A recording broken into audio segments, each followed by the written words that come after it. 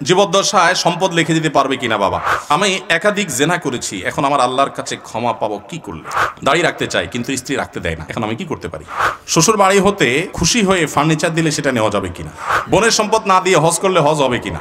এরপরে প্রশ্ন হলো সন্তান পালক নেয়ার বিধান কি? অনেক প্রশ্ন একজনের। রাতে আয়াতুল কুরসি এবং সূরা নাস ফালাক পড়ার ফজিলত কি? রাতে আয়াতুল কুরসি পাঠ করা এটা অনেক ফজিলতপূর্ণ একটা আমল। ঘুমানোর আগে আয়াতুল কুরসি পড়বেন, আল্লাহু লা ইলাহা ইল্লাহুল হাইয়ুল কাইয়্যুম লা তাখুযুহু সিনাতুন ওয়া লা নাওম, শেষ পর্যন্ত। এই আয়াতুল কুরসি পাঠ করলে আল্লাহ রাব্বুল আলামিন ওই ঘরকে চুরি ডাকাতি থেকে হেফাজত করেন, শয়তানের আক্রমণ থেকে, শয়তানের প্রবেশ থেকে আল্লাহ তাআলা নিরাপত্তা দান করেন। অনেকে শয়তানের নানামুখী ওয়াসওয়াসায়, নানামুখী কুমন্ত্রণায় এবং ডিস্টার্বে, স্বপ্নে, ঘুমন্ত অবস্থায় নানাভাবে ক্ষতিগ্রস্ত হন। এগুলো থেকে বাঁচার জন্য রাতে আয়াতুল কুরসি পড়ে শোয়ার কোনো বিকল্প নাই। এটি বিশুদ্ধ হাদিস দ্বারা, বুখারী হাদিস দ্বারা প্রমাণিত যে শয়তানের পাকড়াও থেকে, আক্রমণ থেকে আল্লাহ তাআলা নিরাপদে রাখেন, হেফাজতে রাখেন, আল্লাহ নিরাপত্তা থাকা যায়। ঠিক একই ফজিলত রয়েছে তিন কুলেরও, সূরা ইখলাস, সূরা ফালাক, সূরা নাস, কুল হুয়াল্লাহ, কুল আউযু বিরাব্বিল ফালাক এবং কুল আউযু বিরাব্বিন নাস, তিনবার করে পাঠ করা। এবং আপনারা অনেকে হয়তো জেনে থাকবেন, রাত এবং দিন এই 24 ঘন্টার ভিতরে 5 ওয়াক্ত সালাতের মধ্যে তো সূরা ফাতিহা প্রত্যেক রাকাতে পড়তেই হয়। এরপর ওয়াজিফা হিসাবে, মাসনুন জিকির হিসাবে কোরআনে কারীমের যে আয়াত বা সূরাগুলো সারাদিন রাতের ভিতরে সবচেয়ে বেশি সংখ্যক বার পড়তে হয় সেটা হলো এই তিন কুল এবং আয়াতুল কুরসি। কতবার পড়তে হয় আসুন আমরা একটু মিলাই দেখি। নবী করিম সাল্লাল্লাহু আলাইহি সাল্লাম তিন কুল, সূরা ইখলাস, সূরা ফালাক, সূরা নাস সকাল এবং সন্ধ্যায় তিনবার করে পাঠ করতেন। তাহলে তিনবার 6বার হয়ে গেল, তাই না? 5 ওয়াক্ত নামাজের পরেও পাঠ করতেন, একবার করে পাঠ করতেন 5 ওয়াক্ত সালাতের পর এই তিন সূরা, কুল হুয়াল্লাহ, কুল আউযু বিরাব্বিল ফালাক, কুল আউযু বিরাব্বিন নাস, ফজরের পরে, যোহরের পরে, মাগরিবের পরেও, এশার পরেও একবার করে পাঠ করতেন। তাহলে 5 ওয়াক্তর পরে 5 বার, আর সকাল সন্ধ্যা 6 বার, 5 আর 6 কত হলো? 11 বার। ঘুমানোর আগে আবার 3বার করে পাঠ করতেন, 11 3 কত হলো? 14 বার। দিনে কমপক্ষে 14 বার সূরা ইখলাস, 14 বার সূরা ফালাক, 14 বার সূরা নাস পড়া সুন্নাত। এর বাইরে নামাজের মধ্যে তো পাঠ করবেনই, আসেনি। এরপর আসেন আয়াতুল কুরসি, একইভাবে সকাল সন্ধ্যায় নবী সাল্লাল্লাহু আলাইহি ওয়াসাল্লাম পাঠ করতেন, 5 ওয়াক্ত সালাতের পরও পাঠ করতেন আয়াতুল কুরসি একবার করে, আর রাতে শোয়ার সময়ও পাঠ করতেন। এই জন্য আমি বলি, রাত এবং দিন 24 ঘন্টার ভিতরে কোরআনে কারীমের যেই অংশের তেলাওয়াত সবচেয়ে বেশি করতে হয় সূরা ফাতিহার পর, সেটা হলো এই তিন কুল এবং আয়াতুল কুরসি। এটা কত গুরুত্বপূর্ণ সেটা এখান থেকে বোঝা যায় যে কেন আমাদের প্রতিদিনের বাঁকে বাঁকে, মোড়ে মোড়ে, সকালে সন্ধ্যায় রাতে প্রত্যেকটা জায়গায় নামাজের পরে আল্লাহ নবী সাল্লাল্লাহু আলাইহি ওয়াসাল্লাম এটা পাঠ করতেন। বোঝা গেল যে এটা আমাদের জন্য রক্ষা কবচ, এটা আমাদের জন্য অনেক বেশি উপকারী। বিশেষ করে সকালে পাঠ করলে সারাদিন, সন্ধ্যায় পাঠ করলে সারা রাতের জন্য আল্লাহর নিরাপত্তায় মানুষ চলে যায়। বিশেষ করে দুষ্ট জিনের উপদ্রব, এই যে ব্ল্যাক ম্যাজিক ইত্যাদি নিয়ে আমরা অনেকে অভিযোগ নিয়ে আসি, এগুলো থেকে বাঁচার জন্য এই সকাল সন্ধ্যার আমল অনেক গুরুত্বপূর্ণ, রাতের আমলও গুরুত্বপূর্ণ। অতএব রাতে শোয়ার আগেও করব, আর সকাল সন্ধ্যায় করব, 5 ওয়াক্ত সালাতের পরেও করব। আল্লাহ আমাদের সবাইকে তৌফিক দান করুন। জীবদ্দশায় সম্পদ লিখে দিতে পারবে কিনা বাবা? জীবদ্দশায় সম্পদ লিখে দিবে না, মৃত্যুর পরেই সম্পদ বন্টন হবে। তবে জীবদ্দশায় লিখে যেতে পারে যে কোরআন এবং হাদিসের আলোকে আমার মৃত্যুর পর আমার ওয়ারিসরা বেঁচে থাকলে এই হারে কোরআন হাদিসের আলোকে যে যতটুকু পায় ততটুকু পাবে, এই ব্যাপারে ওসিয়ত করে যেতে পারে। যদি মনে হয় যে আমার মৃত্যুর পর কোনো ছেলের গায়ে বেশি জোর আছে, ও দখল করে ফেলবে, অন্যদেরকে দিবে না, তাহলে সেক্ষেত্রে অবশ্যই বন্টন করা যেতে পারে। কিন্তু সাধারণত মানুষের সম্পদের বন্টন হবে তার মৃত্যুর পর, এটাই সাধারণ। কিন্তু ওই যে বিশেষ কারণে যদি আগে বন্টন করতে চায় তাহলে সেক্ষেত্রে সেটা সুযোগ আছে। বেনামাজিদের ব্যবসা বাণিজ্যের উপার্জন কি হালাল হবে? ব্যবসা বাণিজ্য হালাল হারাম হওয়ার সাথে নামাজি আর বেনামাজির সম্পর্ক নেই। হালাল হারাম হওয়ার সাথে উপার্জনের পদ্ধতি, উপার্জনের প্রক্রিয়া, হালাল হারামের যে বিধিবিধান সেটা মেনটেন করা না করার সম্পর্ক। একজন নামাজি, শুধু নামাজি না, তাহাজ্জুদ গুজার, দাড়িওয়ালা, টুপিওয়ালা, জুব্বাওয়ালা, মাশাআল্লাহ, আলহামদুলিল্লাহ, সুবহানাল্লাহ, সব কিছুই আছে, মাগার দোকানের ঝাঁপ টানায়া দেশি মসুরি আর ইন্ডিয়ান মসুরি মিক্স করে, এরপরে দেশি মসুরি বলে বিসমিল্লাহ বলে বিক্রি করে। হালাল হবে না হারাম হবে? কথা বুঝেন নাই? বিসমিল্লাহ বলে দিছি, কিন্তু আবার পাল্লা উঠাইতেও বিসমিল্লাহ, আবার দেখবেন পলিথিনে ভরতেও কি, আবার হাত দিতেও বিসমিল্লাহ। আসলে নাউজুবিল্লাহ, আসলে কি নাউজুবিল্লাহ। তাহলে হালাল হারাম হওয়ার সাথে সম্পর্ক হলো পদ্ধতির উপর। আপনি নামাজি না বেনামাজি সেটা আরেক জিনিস। বেনামাজি হয়েছেন, কবিরা গুনায় লিপ্ত হয়েছেন, জাহান্নামে যেতে পারেন, ঈমান চলে যেতে পারে, সেটা আরেক জিনিস। বাট উপার্জনের হালাল হারাম হওয়া নির্ভর করে আপনার সততার উপরে। আপনি সততার সাথে করেছেন হালাল, অসততার সাথে করেছেন, যত বড় নামাজি হন হারাম। কথা কি ক্লিয়ার? আমি একাধিক জেনা করেছি, এখন আমার আল্লাহর কাছে ক্ষমা পাবো কি করলে? আল্লাহ তাআলা রহম করুক, অনেক ভাইরা আছেন বিভিন্ন পাপে লিপ্ত হওয়ার পর শয়তান তাদেরকে এত বেশি ভয় দেখায়, অতিরিক্ত ভয় দেখায়, ভয় যতটুকু আল্লাহকে পাওয়া দরকার তার চাইতে বেশি যদি পায় তাহলে বুঝতে হবে শয়তানে দেখাচ্ছে। ওটা কে দেখাচ্ছে? শয়তান দেখাচ্ছে। আপনি কোনো গুনাহে লিপ্ত হয়েছেন, যে কোনো গুনাহ, পৃথিবীতে এমন কোনো পাপ নাই যেটা মাপ চাইলে মাপ হয় না, এমন কোনো পাপ, এমনকি শিরকও নাই। শিরকের গুনাহ যদি করার পরে মাপ চায়, তওবা করে, মাপ হবে না? হবে না? তওবা ছাড়া মারা গেলে মাফ করবেন, এটা ভিন্ন বিষয়, কিন্তু তওবা করলে সেটাও মাফ হবে। তাহলে বোঝা গেল জেনা ব্যভিচার হয়ে গেছে, অন্য কোনো অনাচার হয়ে গেছে, অবশ্যই মাফ করবেন আল্লাহ তাআলা। হ্যাঁ, মানুষের হক নষ্ট করেছেন, যুবক ভাইয়েরা 3-4 বন্ধু মিলে চা দোকানে চা খেতে বসেছেন, বাসে উঠেছেন, গায়ে জোর আছে, বাহুতে শক্তি আছে। আমি এই জন্য বলি 4-5 যুবক ছেলে ফেলে যখন চা দোকানে বসে তখন ওই টিবয়কে ডাকার টোন কিন্তু পাল্টে যায়। একা একা গেলে বিড়ালের মতো বলে, মামা 1 কাপ চা হবে? আর 4-5 জন গেলে কি বলে? এবারে চা দে। কথা কানে যায় না? কতক্ষণ ধরে বসে রয়েছি, কারণ আশপাশে বন্ধু বান্ধব চা আছে, শরীরে একটু ভাব আছে, তাই না? আহা, এই মাস্তানি, এটার বিচার হবে, এটার বিচার হবে। দুনিয়াতে সে বেচারা বিচার পাবে না, কিয়ামতে বিচার। বুড়া বলে আপনি হাজির সাহেব হয়ে গেলেন, মাগার ওই যৌবনকালে যে মাস্তানি করে আসছেন, গুন্ডামি করে আসছেন, তার বিচার আল্লাহ করবেন। সো বি কেয়ারফুল, এই যৌবনকে পাগলামি করে নষ্ট করবেন না, ঠিক আছে তো? ইনশাআল্লাহ যে কোনো অন্যায় করে আল্লাহ কাছে মাফ চাইলে মাফ করবেন, কিন্তু মানুষকে ওই যে ধাক্কা দিয়েছেন, গালি দিয়েছেন, অধিকার নষ্ট করেছেন, হক মেরেছেন, এগুলো কিন্তু আল্লাহ মাফ করবেন না, সাবধান। এই জন্য নবী করিম সাল্লাল্লাহু আলাইহি ওয়াসাল্লাম বলেছেন, সেদিন আসার আগে মাফ চেয়ে নাও, যেদিন কেউ কাউকে ছাড় দিবে না, কেউ কাউকে ছাড় দিবে না। গালি দিয়েছেন, রিকশালা ভাড়া দেন নাই, চুন থেকে নুন খসছে, কথা থেকে কথা বাড়ছে, তর্ক হয়ে গেছে, যাবাটা দিলাম না, কি করতে পারবি কর, চলে আসছেন, এটার ছাড় কিয়ামতের দিন হবে না। নবী সাল্লাল্লাহু আলাইহি ওয়াসাল্লাম বলেছেন, দুনিয়া থাকতে এগুলা মিটমাট করো, এই মামলা নিষ্পত্তি করো, তার হাত পায়ে ধরে মাপ চেয়ে এটাকে শেষ করে যাও, কিয়ামতের ময়দানে কেউ কাউকে ছাড়বে না। অন্য কোনো অন্যায় করেছেন, জেনা হয়ে গেছে, আল্লাহর কাছে মাফ চাইছেন, তওবা করছেন, লজ্জিত হয়েছেন, আর কখনো করেন না, ফিরে আসছেন, ইনশাআল্লাহ মাফ করবেন আল্লাহ তাআলা। আল্লাহ বলেছেন, লা তাকনাতু মির রাহমাতিল্লাহ, আল্লাহর রহমত থেকে নিরাশ হইও না, ইন্নাল্লাহা ইয়াগফিরুয যুনুবা জামিআ, আল্লাহ সব গুনাহ মাফ করে দিবেন। অতএব জেনা করলেও আল্লাহ তাআলা কি করবেন? মাফ, কিন্তু তওবা করতে হবে খাঁটি অন্তরে, আর করা যাবে না, অনুতপ্ত হতে হবে। দাড়ি রাখতে চাই কিন্তু স্ত্রী রাখতে দেয় না, এখন আমি কি করতে পারি বলেন? সংক্ষেপ করে বলতে, এসব কথা কেমনে সংক্ষেপ করতাম বলেন? স্ত্রী যদি দাড়ি রাখতে না দেয়, কি বলে স্ত্রী বলে, দেখো তুমি দাড়িটা রাখিও না, কারণ তুমি দাড়ি রাখলে আমার কাছে ভাল লাগে না, কিরম খেত খেত লাগে, চাচা চাচা লাগে, আমার শরম লাগে, তুমি দাড়ি রাখলে আমার কাছে ভাল লাগে না, এই তো বলে স্ত্রী। স্ত্রীকে বলবেন, ঠিক আছে, তোমার কাছে যখন ভালো লাগে না, তো এই দাঁড়ি আমি কেন রাখবো? অবশ্যই ফেলে দিব, চেঁচে ফেলবো। তুমি যেটা পছন্দ করো আমি কেন রাখবো? তুমি আমার স্ত্রী। এরপরে বলবেন, আচ্ছা আমার তো একটা কথা আছে, তোমার তো বলা হয় না, তোমার মাথার চুলগুলো আমার একদম ভাল লাগে না, একেবারে অপছন্দ, প্লিজ তুমি একটু শেভ করে ফেলো, একদম ওমরা করে যেরকম নেড়া করে এরকম নেড়া করে ফেলো। এটা বলার পরে বউ কি বলবে? পরের লাইন কি হবে বলেন? বউ বলবে, সব ঠিক আছে তো তোমার, মানে মাথা কোনো সমস্যা হয় নাই তো? তোমার তো ডাক্তারের কাছে যাওয়া দরকার, মানসিক ডাক্তার দেখান, তো পাগল হয়ে গেছো, মেয়ে মানুষের চুল চাচ্ছে বলতেছো, তুমি তো পাগল হয়ে গেছো। এবার বলবেন, শেষ হয়েছে তোমার কথা? যদি কি শেষ কি হইব? তো বলবেন যে আমিও তো ওইটাই বলতে চাইছিলাম।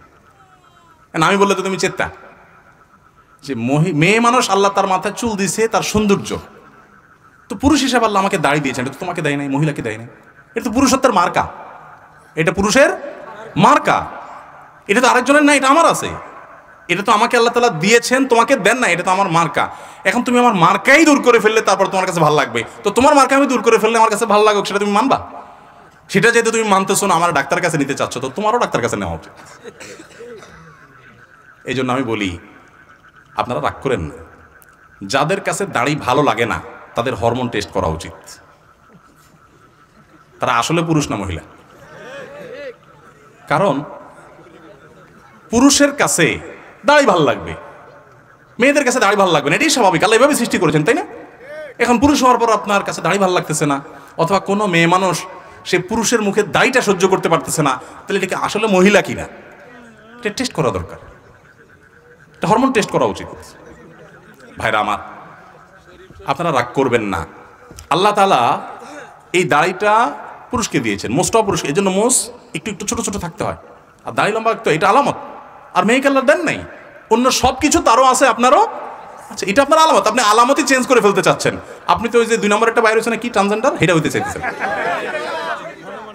আপনি যে মনে মনে ওই যে কি শয়তানি না আছে, সমকামিতা প্রতিষ্ঠা করার জন্য এক নতুন শয়তানি শুরু হয়েছে না। শিক্ষিতরা আমাদেরকে বুঝাতে চায় হুজুরদের মাথায় বুদ্ধিশুদ্ধি নাই, এগুলো মানসিক সমস্যায় মানুষগুলোর প্রতি সিম্পাথি দেখানো দরকার, মায়া দেখানো দরকার। আরে ভাই, বেচারা অসুস্থ, তারা ট্রিটমেন্ট করা দরকার। ট্রিটমেন্ট না করে আপনি সেটাকে স্টাবলিশ করতে আসছেন। আসল ধান্দা হলো ওই যে আল্লাহ বলেছেন শয়তানের টার্গেট মানুষের লিঙ্গ পরিচয়, এটাকে সে সৃষ্টিকে পরিবর্তন করে দিবে, সেটার ষড়যন্ত্রের অংশ। এরা কতটা অ্যাগ্রেসিভ আপনি কল্পনা করতে পারবেন না। এজন্য চায়না এবং রাশিয়ার মতো দেশ বলেছে এরা হলো জঙ্গি এবং সন্ত্রাসী। এরা পৃথিবীতে অ্যাগ্রেসিভলি এটা সব জায়গায় ঢুকাচ্ছে, আমাদের পাঠ্য বই না শুধু, সব জায়গায় ঢুকাচ্ছে, শুধু আমাদের দেশে না, সারা পৃথিবীতে পুশ করছে গায়ের জোরে জোরে। এরা বলে মত প্রকাশের স্বাধীনতা, কিন্তু আপনার মত প্রকাশের স্বাধীনতা নেই, আপনি তাদেরটা মানতে বাধ্য। এরা সেভাবে পুশ করাচ্ছে। তো যারা দাড়ি দেখতে পারে না, আমার কাছে তো সন্দেহ হয় যে এরা আসলে কি পুরুষ না মহিলা। অতএব দাড়ি যাদের অপছন্দ হয় মহিলা হয়েও, তাদের হরমোন টেস্ট করা উচিত। শ্বশুর বাড়ি হতে খুশি হয়ে ফার্নিচার দিলে সেটা নেওয়া যাবে কিনা, খুশি হয়ে দিলে নেওয়া যাবে কিনা। ভাই, এখন ঘুষের অপর নাম হলো খুশি হয়ে দিলাম ভাই, এটা হলো ঘুষের অপর নাম। ঘুষকে এখন কেউ বলে না ভাই ঘুষ দিলাম, কি বলে, খুশি হয়ে দিলাম ভাই। ভাই আমি খুশি হয়ে দিলাম ভাই, আপনি মনে কিছু করেন না ভাই, আমার মনে কিছু নাই ভাই, আমি খুশি হয়ে দিলাম। এই জন্য আমি বলি ঘুষের অপর নাম হলো খুশি হয়ে দিলাম ভাই।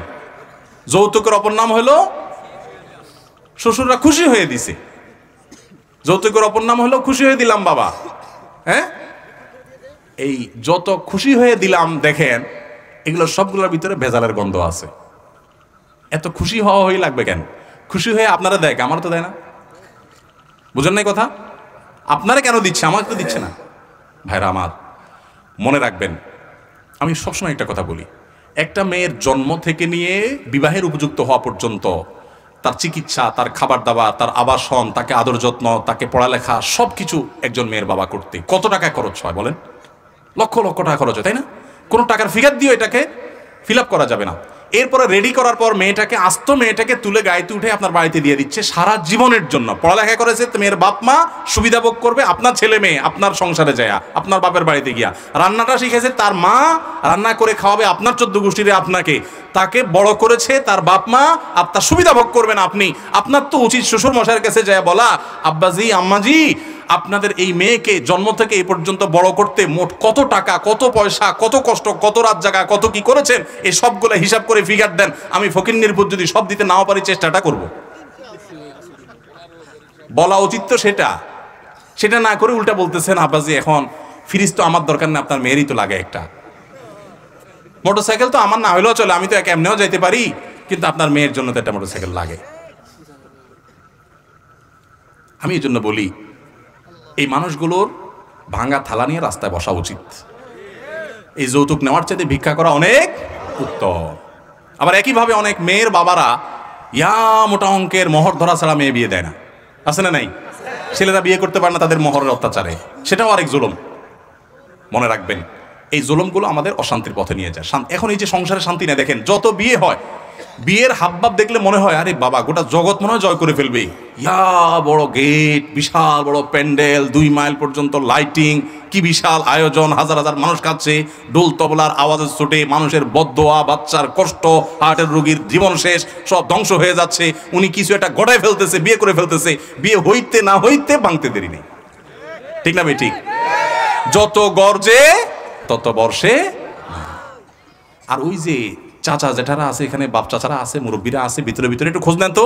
বিয়ের সময় এই সমস্ত আপনাদের মতো এত ডোল তবলা বাজানি তো পরের কথা, এত ডাকডোল পিটানো তো করার কথা, এত জাকজমক করা তো পরের কথা। কোন রকম যে বিয়ে করে চলে আসছে, টেরও পায় নাই তেমন কেউ, চুপে চাপে বা অল্প স্বল্পর মধ্যে সেরে ফেলছে।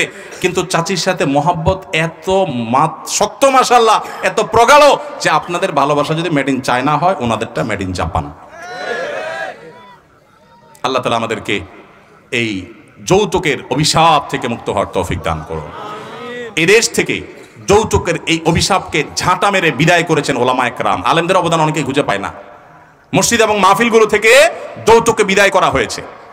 এখনো পর্যন্ত মাদক যতটা নিয়ন্ত্রণে আছে, তার সবচেয়ে বড় অবদান এদেশে আলেমদের, আলহামদুলিল্লাহ। অতএব সমস্ত অন্যায় ছেড়ে দিবেন। বোনের সম্পদ না দিয়ে হজ করলে হজ হবে কিনা? বোনের সম্পদ না দিয়ে হজ করলে গাছের গোড়া কেটে আগায় পানি দেওয়ার মতো হবে। গোড়া কেটে আগায় পানি দিলে গাছের অনেক ফায়দা হবে না? ঠিক একইভাবে বোনের হক না দিয়া ওই টাকা দিয়ে হজ করলে তার হজের কোনো ফায়দা হবে না। বোনের হক দিয়ে দিবেন, ফুফুর হক দিয়ে দিবেন। বেশিরভাগ মানুষ বোনদের হক দেন না, ফুফুর হক দেন। অনেক নামাজি মানুষও আছে, এগুলো অবশ্য ডাইরেক্ট খায় না, একটু ঘুরে গাড়ায় খায়। ঘুরে গাড়ায় কিরকম? বোনদেরকে ডাইকা, বাপ মরার পর মা মরার পর ডাইকাই না, ভালো করে একটা রান্ধন দেয়। কারণ চিটার বাটপাড়া তো চিটারের বাটপাড়াতে কিছু পুঁজি লাগে, এটা একটা পুঁজি। ভালো করে একটা খাওয়ান দাওয়ান দেয়, বাগিনাদেরকে আয়না, ভগ্নিপতির আয়না, ভগ্নিপতির দুইটা লুঙ্গি চকচকা, বোনদের দুইটা শাড়ির চকচকা সুন্দর, বাগিনাদেরকে হাদিয়া তোফা দিয়া এরপরে বলে এখন আব্বা তো চলে গেছেন, জমি জমা এগুলো তো রেখে গেছেন, তোমাদের বিয়ে সাজিতেও তো অনেক টাকা পয়সা খরচ হয়েছে, এখন তো তোমাদের ছেলে মেয়ে সামনে আসে, আল্লাহ বাঁচাইলে আমরা তো দেখমই আসি, এখন জমি জমা এগুলোর উপরে এখন তোমরা কি বলবা? কি বলে তখন মেয়েরা? বলবো থাক ভাই, মাত্রই তো খাইলো, তাই না? বলে থাক ভাই, আমাদের দায় দাবি না ভাই, আপনি খান। মুখ দিয়া বলছে, মনের কষ্ট নিয়ে বাবার বিটা থেকে চলে গেছে। আবার নিতেও চায় না, কারণ নিলে এই অসভ্য সংস্কৃতি বলবে যে বাপের বাড়ির থেকে হক নিয়ে আসে, তাহলে এই বাড়িতে আবার আসবে কেমনে? ঠিক না? আবার আসবে কেমনে? ভালো করে শুনে রাখেন, আপনার বোন আপনার বাবা মা মারা যাওয়ার পর তাদের সম্পদ থেকে যে হক পাবে, পাই পাই করে হিসেব করে এটার মূল্য বের করে তাদেরকে দিয়ে দিবেন। এরপরে তারা জমি নিয়ে বিক্রি করলে করবে, না করলে আপনি টাকা দিয়ে ন্যায্য মূল্য দিয়ে জমি রাখবেন, তাদেরকে খুশি মনে তাদের যা পাওনা সব দিবেন, এবং দেওয়ার পরে বলবেন, বোন খাড়াও, কথা এখনো শেষ হয় নাই, তুমি বাবার সম্পদে তোমার যা হক আছে এটা বুঝে পাইছো, তোমারটা তুমি নিছো। এর মানে এই না যে তোমার সাথে আমার সম্পর্ক শেষ হয়ে গেছে। ভাই বোনের সম্পর্ক কোনোদিন শেষ হওয়ার জিনিস না, মরণ পর্যন্ত থাকবে। এই বিটা তুমি আসবা, তোমার বিটায় আমি যাব, সারা জীবনের জন্য এটা তোমার বাড়ি, কারণ তোমার ভাইয়ের কাছে তুমি আসবা, রক্তের বন্ধন রক্ষা করা ফরজ, অতএব তুমি আসবা। সম্পদ আর হক নিয়ে গেছো দেখে সম্পর্ক থাকবে না তা না। এরকম যদি করতে পারেন তো আপনি মুসলমান, আর যদি সেটা না করতে না পারেন তাহলে আপনি পয়সার গোলাম, সম্পদের গোলাম, জমির গোলাম, এগুলো কিচ্ছু সাথে নিতে পারবেন না, কিন্তু এগুলোর পাপের বোঝা আপনাকে নিয়ে জাহান্নামে যেতে হবে। অতএব সাবধান থাকবো তো ইনশাআল্লাহ। বোনের হক দিবেন তো সবাই ইনশাআল্লাহ। আরে ভাই, বরকত দেওয়ার মালিক আল্লাহ। মানুষের হক মেরে ছেলে মেয়ের জন্য দিবেন, ওই ছেলে মেয়ে খয়রাত করতে পারে, আর মানুষের হক ঠিক মতো দিয়ে দেন, আল্লাহর উপর তাওয়াক্কুল করেন। আল্লাহ ছেলে মেয়েকে, আপনার সন্তানদেরকে এত দেওয়া দিবেন যে আপনি কল্পনা করতে পারবেন আপনার মৃত্যুর পর আরো ভালো থাকবে ইনশাআল্লাহ। সততার সাথে চলবো তো ইনশাআল্লাহ। এরপরে প্রশ্ন হলো, সন্তান পালক নেওয়ার বিধান কি? অনেক প্রশ্ন একজনে করছেন, এতগুলো উত্তর দেওয়া যাবে না। আচ্ছা, একটা দেই, সন্তান পালক নেওয়ার বিধান কি? সন্তান পালক নেওয়া যাবে। সন্তান পালক নিবেন মানুষের উপকার করার জন্য। একটা গরিব মানুষ, তার অনেকগুলো বাচ্চা আছে, পালতে পারে না, মাটা মরে গেছে, বাচ্চা পালন করার কেউ নাই, বাপটা মরে গেছে, ইতিম হয়ে গেছে, তখন তাকে নিয়ে আসেন, অথবা তার মার কাছে রাখেন, খাবার দাবার দেন, পড়াশোনার খরচ দেন, মানুষ করে দেন, পোশাক আশাক দেন, আদর যত্ন দেন, এটা আল্লাহর জন্য করবেন। এ হলো সন্তান পালক নেওয়ার কনসেপ্ট ইসলামে। আর আমরা সন্তান পালক নেই কোন ধান্দায়? বাবা ডাকবো, মা ডাকবে, এই মতলব। মানে আমার ছেলে মেয়ে নাই, তো একটু বাপ মা ডাক শুনতে মন চায়, এই জন্য আরেকজন ছেলে নিয়ে আসলাম। এটা হওয়া উচিত না। হওয়া উচিত হলো যে ঠিক আছে, একটা বাচ্চা থাকলে ভালো লাগে, আরেকজনের বাচ্চা সে খাওয়াতে পড়াতে পারে না, আমি নিয়ে আসলাম, কিন্তু বলতে হবে ভাই আপনার বাচ্চা আপনার, ওর কামাই রোজগার আপনি খাবেন, বা আপনার সন্তান হিসাবেই থাকবে, আমি একটু লালন পালন করতে চাই, একটু তারা পালতে চাই, একটু নিজের কাছে রাখতে চাই, ভালো লাগে একটা বাচ্চার সাথে থাকলে, ঠিক আছে, এটা ঠিক আছে। কিন্তু আমাদের বেশিরভাগ লোক ছেলে মেয়ে হয় না, এখন বাপ মা ডাক শুনতে হবে, এই জন্য আরেকজনের সন্তান নিয়ে আসে, আইনা ওই বাপের নাম মুছে দেয়, মায়ের নাম মুছে দেয়, ওই পোলা জানেও না তার বাপকে মাকে, এরা নকল বাপ নকল মা সাজে, সারা জীবন এই নকল বাপ নকল মা ডেকে ডেকে দিন পার করে। ঠিক না ভাই? ঠিক, জায়েজ নাই। আল্লাহ বলেছেন উদউহুম লিআবাইহিম, তোমরা সন্তানকে তাদের বাপের নামে ডাকো, যে জন্মদাতা বাপ, জন্মদাতা বাপের নাম, গর্ভধারণকারী মায়ের নাম কখনো চেঞ্জ করা সম্ভব না, এটা হয় না কখনো। এই জন্য ওইভাবে লাল পালন পুত্র রাখা জায়েজ আছে, না হলে কিন্তু সেটা জায়েজ হবে না যদি তাদের বাপ মার নাম নিয়ে লুকোচুরি করেন অথবা কোনো রকম প্রতারণা করেন। সম্প্রতি এক বক্তা মাজারে গিয়ে পরীক্ষায় ভালো ফলাফলের জন্য ছাত্রদের জন্য আকুতি করেছেন এক পীর সাহেবের কাছে, ওনার ঈমান চলে গেছে কিনা। ভিডিওটা আমি দেখেছি, এটা নিয়ে অনেকেই ইতিমধ্যে কথাও বলেছেন, তারপরে প্রশ্ন আসছে। দেখেন, খুবই দুঃখজনক, ভিডিওটা দেখার পর খুব খারাপ লাগলো যে একজন লেবাসধারী হুজুর কতটা মিসকিন হলে এরকম একটা মূর্খের মতো কাজ করতে পারে। যাই হোক, আল্লাহ তাআলা ওনাকে হেদায়েত দান করুন।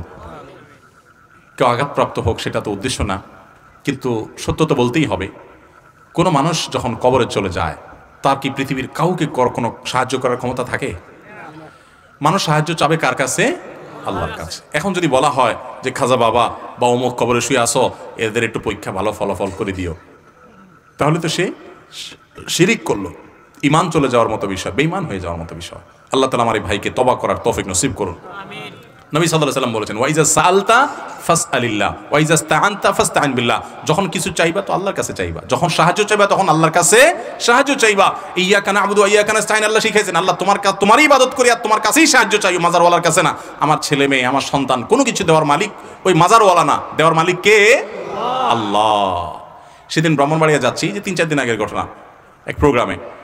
তো আমার পিছনের সিটে এক ইয়াং ছেলে বসছিল, আমি একটু ঘুমাইছিলাম। পরে উঠে পরে যখন নামতেছি তাড়াতাড়ি 2টা কলম নিয়ে আসছে। আমার আবার একটু কলম দরকার ছিল, কিছু একটু লিখবো, বক্তব্যের নোট করব, কলম পাচ্ছিলাম না পকেটে। তো সেই কলম ধরাতে আমি খুশি হয়ে গেছি। আমি চিন্তা করলাম, আরে আমি কি আল্লাহর ওলি হয়ে গেলাম নি কোনো, যে কলম দরকার, এটা কলম ধরে বসে আছে সামনে। তখন সন্ধ্যা হলো 2টা ধরছে কে আবার, পরে দিয়ে আবার পুরান কলম সে ধরছে। আমি বললাম, কিরে বাবা? আমি বলছি, আমার গিফট করতেছে মনে হয়, আমার কলম দরকার এই টাইমে, আমার কেরামত যায় এগুলো কিনা। পরে বলে যে না, আমার বোনের কালকে এসএসসি পরীক্ষা, একটু ফুদিয়ে দেন। তো আমি বললাম, শোনো, পরীক্ষা ভালো ফলাফলের জন্য ভালো করে পড়ালেখা করতে হবে, আল্লাহর কাছে দোয়া করতে হবে, সাহায্য চাইতে হবে। আমি দোয়া করে দিলাম, আল্লাহ তোমার বোনের ভালো ফলাফল দেখ, তাকে শরিয়া সম্মত চলার তৌফিক দান করো, দোয়া করে দিলাম। যাও। কর না হুজুর, একটু কলমটা ফুদিয়ে দেন। আমি কলম ফুদিলে কি লাভ হবে? আপনি একটু কুলফুল্লাহ পড়ে ফুদেন। ঠিক এই শব্দটা বলছে, আপনি কুলফুল্লাহ পড়ে ফুদেন। তো আমি কি আর করবো, বেচারা দেখি ছাড়ছে না, নাছর বান্দা। তো আমি কুলহুল্লাহ পড়েই ফুদিয়ে দিয়েছি ওর কথা অনুযায়ী, যে ওষুধ ওই লেখছে, প্রেসক্রিপশন ওই লেখছে, আমি শুধু ওষুধটা দিয়ে দিলাম। কি করব সেটাই লিখে দিছে ও, যে এটা বলে দেন। তো আমি কি করবো, আমার ডিসপেন্সারি ম্যান বানাইছে আর ও ডাক্তার হয়েছে, বলে দিছে যে আপনি কুলহুল্লাহ পড়ে ফু দেন। তো আমি কুলহুল্লাহ পড়ে ফু দিয়ে দিছি। আমি এই জন্য প্রায় বলি, ফাঁকিবাজ পোলা পান সারা রাত টোটো করে ঘুরে বেড়াইছে, মোবাইল টিপি করছে, এটা সেটা করে বেড়াইছে। এখন পরীক্ষার আগে মাথা নষ্ট, হাই হাই কি করবো, এবার যায় হুজুর একটু ফুদিয়ে দেন, এটা দোয়া করে দেন। যারা দোয়া চায়, ফু চায়, সবাই যে ফাঁকিবাজ আমি তা বলতেছি না, কিন্তু ফাঁকিবাজ পোলা পানের মার্কা এটা। আর ভালো ছাত্র হলে, ভালো মানুষ হলে সে পড়ালেখা করবে, এরপর আল্লাহর কাছে দোয়া করবে, 2 রাকাত নামাজ পড়বে, চলে যাবে, শেষ। অতএব এই পরীক্ষায় ভালো ফলাফল বা অন্য কোনো কিছু, এগুলোর মালিক কে? আল্লাহ। আল্লাহর কাছে দোয়া করতে হবে। কোনো পীর বা কোনো মাজারে থাকা কোনো মানুষের ক্ষমতা নাই কোনো মানুষের পরীক্ষার ফলাফল নিয়ন্ত্রণ করা। ইসলামের জন্য আপনাকে ভালোবাসি। আপনার কাছে একটি প্রশ্ন, রাস্তাঘাট নির্মাণের সময় আমরা অতিরিক্ত মুনাফার জন্য তাড়াহুড়া করে ঘর বাড়ি নির্মাণ করে থাকি, এই কাজটা ইসলামী দৃষ্টিতে কতটুকু জায়েজ? বুঝলাম না। রাস্তাঘাটের নির্মাণের সময় ঘর বাড়ি বানায়, মানে এটা আবার কি? রাস্তাঘাট বানানোর সময় ঘর বাড়ি বানায়, কি লাভ? ও, রাস্তার আশেপাশে যাতে ভাঙা পড়ে। সুবহানাল্লাহ বলবো না নাউযুবিল্লাহ বলবো? আল্লাহ, আহা, এই কাহিনী তো আমার এতটা জানা ছিল না। দেখেন কত মাসালা এখনো জানার অভাব আছে আমার। এই নরসিংদী না আসলে মাসালা শিখতে পারতাম না। সুবহানাল্লাহ। ভাইরা আমার, দেখুন, এই টাকা পয়সা এগুলো কি কবর নিয়ে যাওয়া যাবে ভাই? যে কাফন পরায় দেওয়া হবে শরীরে, জীবনে বহু জামাই তো পরেছি আমরা, তাই না? শার্ট, গেঞ্জি, পাঞ্জাবি, কত কিছু তো পড়তেছি, তাই না? সব পোশাকেই কম বেশি পকেট আছে। পাঞ্জাবিরও পকেট আছে, শার্টেরও পকেট আছে, প্যান্টেরও পকেট আছে, তাই না? পাজামারও পকেট আছে। কিন্তু মরার সময় যে কাফনটা পরে যাবেন, ওইটাতে কিন্তু পকেট নাই। পকেট আছে কাফনের? পকেট নাই, কিছু নিয়ে যেতে পারবেন না। আমার এক বড় ভাই আছেন, অনেক বড় ব্যবসায়ী মানুষ।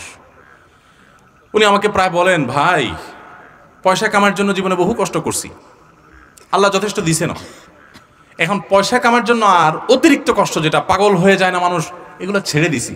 কারণ যেদিন বুঝেছি যে এগুলোর কোনো কিছু নিয়ে যেতে পারবো না, সেদিন চিন্তা করলাম, কেন তাহলে এত কাহিনী করব। এই যে আপনি রাস্তা নির্মাণ হচ্ছে, সরকার অ্যাকোয়ার করছে, রাস্তা নির্মাণ হতে যাচ্ছে, এটা টের পেয়ে রাস্তার আশেপাশে আপনি ঘর বানালেন, যাতে ভাঙলে যা খরচ করছেন তার চেয়ে বেশি বিল আপনি আদায় করতে পারেন। এই যে অসৎ উপায় আপনি অবলম্বন করলেন, অযথা একটা জিনিস ভাঙবেন, নিজে হাতে ধ্বংস করবেন, শুধুমাত্র একটু বেশি টাকা আদায়ের জন্য এই যে প্রতারণা করলেন, এই যে 2 নম্বরই করলেন, এই যে গুনাহের কাজ করলেন, এই যে অসততা অবলম্বন করলেন, এই যে চিটারি করলেন, এটার নাম চিটারি। বানাচ্ছেন ঘর, আসলে মতলব টাকা। বানাচ্ছেন ঘর, মতলব কি? মানুষ ঘর করে থাকার জন্য, ঘর করে ভাড়া দেওয়ার জন্য, ঘর করে ব্যবহার করার জন্য। আপনি ঘর করছেন ভাঙার জন্য, আপনি ঘর করছেন 2 নম্বর পথে টাকা কামাই করার জন্য আপনি প্রতারণা করছেন, আপনি ধোঁকা দিচ্ছেন। নবী সাল্লাল্লাহু আলাইহি ওয়াসাল্লাম বলেছেন, মান গাশা ফালাইসা মিন্না, যে ধোঁকা দেয়, যে প্রতারণা করে, যে দুই নম্বরই করে, যে চিটারি করে, সে আমার উম্মত নয়। আপনার দাড়ি অনেক লম্বা হতে পারে, আপনার দাড়ি সাদা হতে পারে, আপনি মেহেদি লাগাতে পারেন, আপনার টুপি অনেক লম্বা হতে পারে, আপনার পাগড়ি 7 হাত হতে পারে, আপনার জুব্বা অনেক লম্বা হতে পারে, আপনি হজ করতে পারেন, আপনি উমরা করতে পারেন, আপনি মসজিদের সভাপতি হতে পারেন, সেক্রেটারি হতে পারেন, ইমাম সাহেব হতে পারেন, আলেম সাহেব হতে পারেন, আপনি মসজিদের অনেক সামনের কাতারে মুসল্লি হতে পারেন।